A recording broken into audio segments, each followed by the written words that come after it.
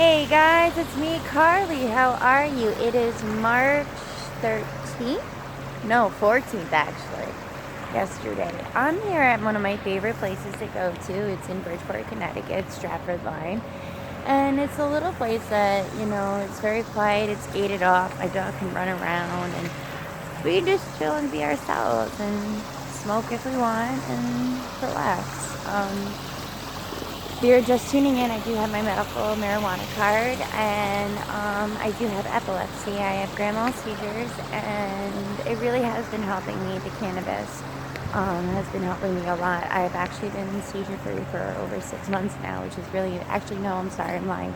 I had a seizure 2 weeks ago, which sucked, but it was one seizure. So, anyways, I'm at my one of my favorite top 5 places, Stratford Bridgeport line. And it's just been really scary lately because of the corona-19. It's been just really scary lately. In Fairfield, there are now 8 more cases. Malls are being shut down. NBA, all sports are being shut down. Not more than 10 people sometimes can be in a store, supposedly. People are buying out grocery stores. Churches are going down. They're not, a pastor in Stratford just a year on the same day that he actually was committed to the church. He committed his life, his prayer, his body and soul, and it was a weird coincidence, he wrote, that on the same day, the same exact day a year ago, he started feeling sick that morning. He went and got tested, and he had the corona. I mean, I'm here at my favorite spot, and just look at this. There used to be eels, catfish in here. I used to go fishing in here. And it's just now a freaking dump, man. I've thought about getting gloves and cleaning it, and I just can't do that right now because of the corona, man. I'd be too nervous. It's a real big epidemic where we were thinking of traveling to Ohio. We've been thinking about that for quite some time. Ohio means a lot to me for several reasons. And it's just really sad because now we're not even allowed to travel, I heard. For our last dates to travel are, I believe, are the 16th. So now from the 16th, we're allowed to travel, but after that, you're not going to be able to. So for me, that sucks because I feel like if you're just tuning in, I live in my car. And for someone who is homeless living in their car and doesn't have the correct funds to feed themselves, church dinners are a huge help. Food pantries are a huge help. So right now, there are none of those resources, which is totally understandable due to the circumstances of what's happening. But at the same time, it's such a huge epidemic. It's bad. It's really bad. I mean, if I was doing churches, I would suggest to do bagged dinners and lunches. They have a system in Milford at the Bethel Center. If anybody doesn't know this, they do have bagged lunches, and they wait at the door at Bethel Center in Milford, Connecticut, and they hand them to you. I don't know if they're still doing that, but I think that's a great thing to do. Instead of stopping the church dinners or lunches, you can easily bag them up, hand them out, and still, serve the community and be health precautious at the same time. It's very sad because it's not even just the elderly people that are being affected. It's now young people being affected.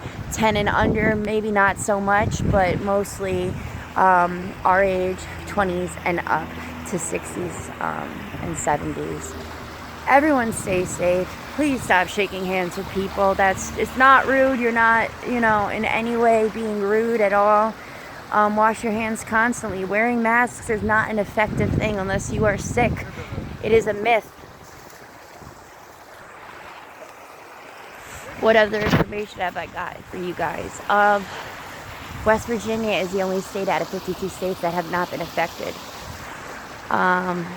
It's just a really sad time for everybody in the United States as well as other countries. Other countries have been affected. We are not allowed to go on cruise ships. We are not allowed to go on buses.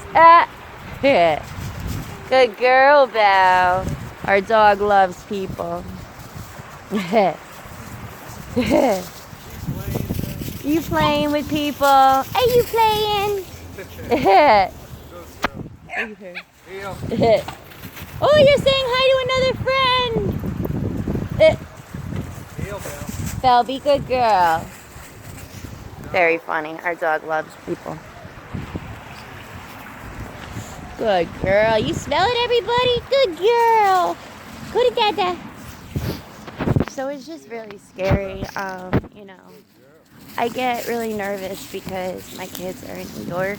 My husband, you know, has kids too. So we get nervous. We know that the best move is to stay to ourselves. Even though we don't have the virus, we are kind of being quarantined to ourselves.